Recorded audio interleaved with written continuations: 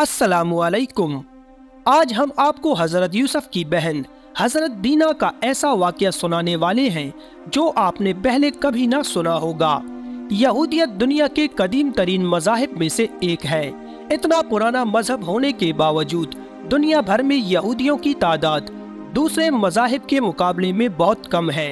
जहाँ दुनिया में ईसाईयत के मानने वालों की तादाद 2.5 अरब, मुसलमानों की तादाद तकरीबन 2 अरब और हिंदुओं की तादाद 1 अरब से ज्यादा है, जबकि दुनिया की जदीद मजहब सिख-इज़्म के पैरोकार भी तकरीबन 3 करोड़ हैं। ऐसे में दुनिया के कदीम तरीन मजहबों में से एक यहूदियों की तादाद 1,52,00,000 होना एक अजीब बात नजर आता है। आखिर इस बात की क्या वजूहात हैं कि यहूदी दुनिया में इतनी कम तादाद रखते हैं?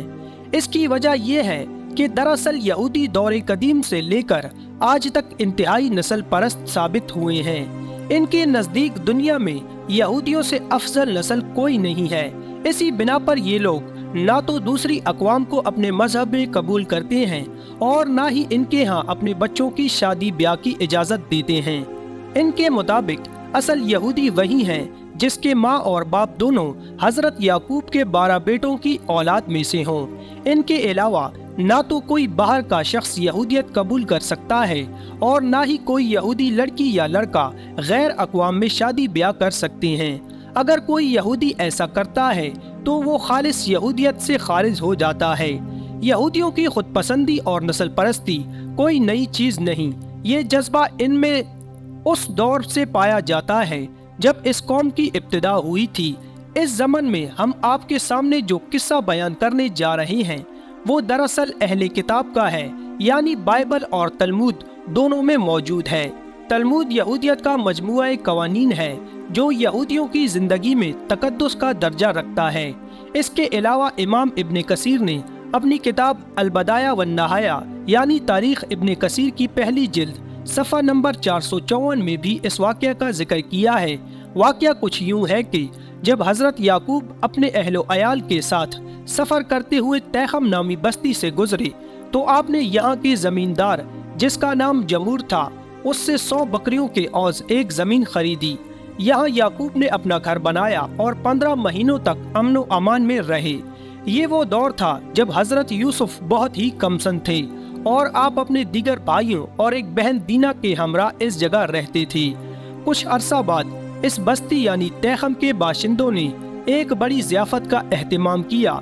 इस खुशी के मौका पर यहाँ के रहने वालों ने हज़रत याकूब और इनके अहले खाना को भी इस ज़ियाफ़त में शिरकत की दावत दी। इस दावत के मौका पर इस बस्ती के शहजादे शकम बिन जमूर और इसके घर वालों को हज़रत याकूब अलैहिस्सलाम की बेटी दीना की सीधी सादी शख्सियत बहुत पसंद आई। इस दावत के बाद बस्ती का हुक्मरान जमूर हज़रत याकूब अलैहिस्सलाम के पास हाजिर हुआ।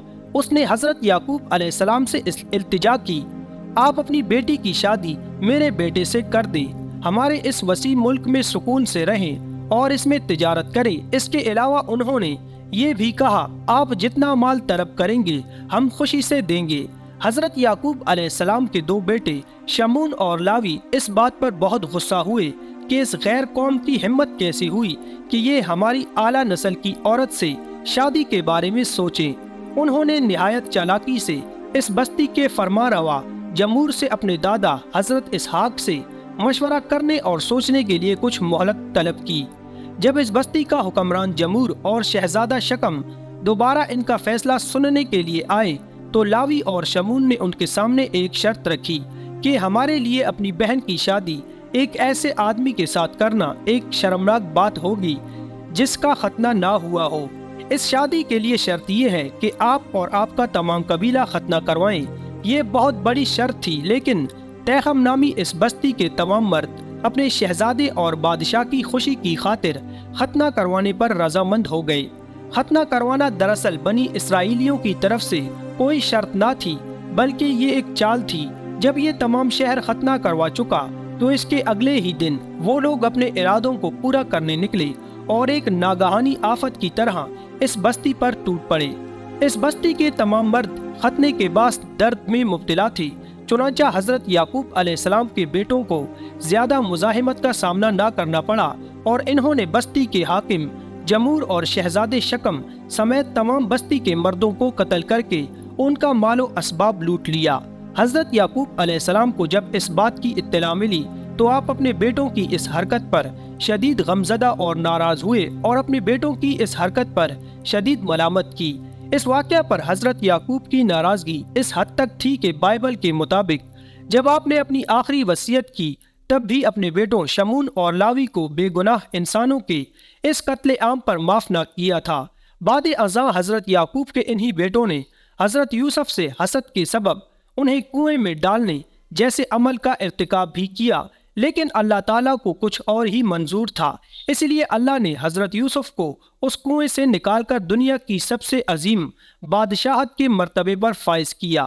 یعنی آج ہزاروں سال گزر جانے کے بعد بھی یہ قوم یعنی بنی اسرائیل آج بھی اپنی اس ہٹ دھرمی اور نسل پرستی میں مبتلا ہے۔